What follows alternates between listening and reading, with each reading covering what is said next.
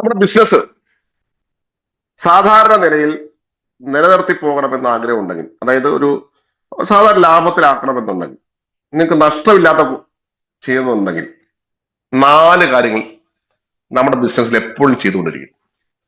Business എന്ന് പറഞ്ഞാൽ നമ്മൾ ഒരു ഷോപ്പ് തുറന്നു വെച്ച് അങ്ങനെ നിൽക്കുന്നതല്ല.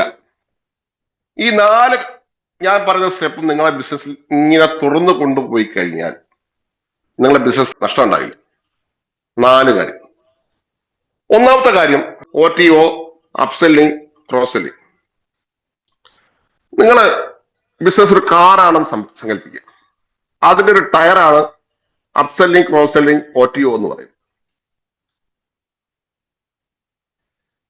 രണ്ടാമത്തെ ടയറാണ് ഓൾഡ് കസ്റ്റമർ, പഴയ കസ്റ്റമർ.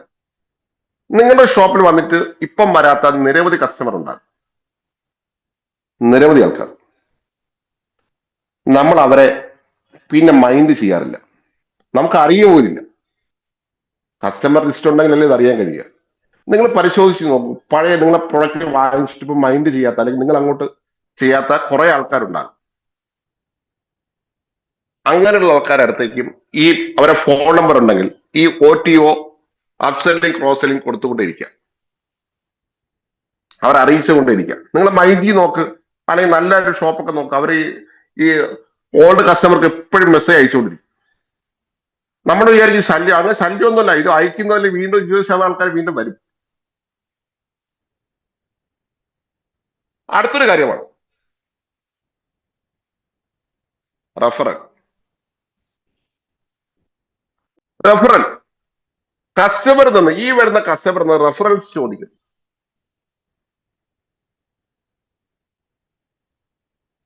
എത്ര ആൾക്കാർ ചോദിക്കും? നമുക്ക് ഈ റഫറൽ ബിസിനസ് ഒരു ചെലവില്ലാത്ത കാര്യമാണ്. ഒറ്റ ചോദ്യം, നല്ല കസ്റ്റമറാണ് റഫറൻസ് തന്നുകൊണ്ടേയിരിക്കും. ഇതിന് പ്രത്യേക ഫോം നമുക്കുണ്ടാകണം. ഇതൊരു ടയറാണ്. മൂന്നാമത്തെ കാര്യമാണ് ഫോളോ അപ്പ്.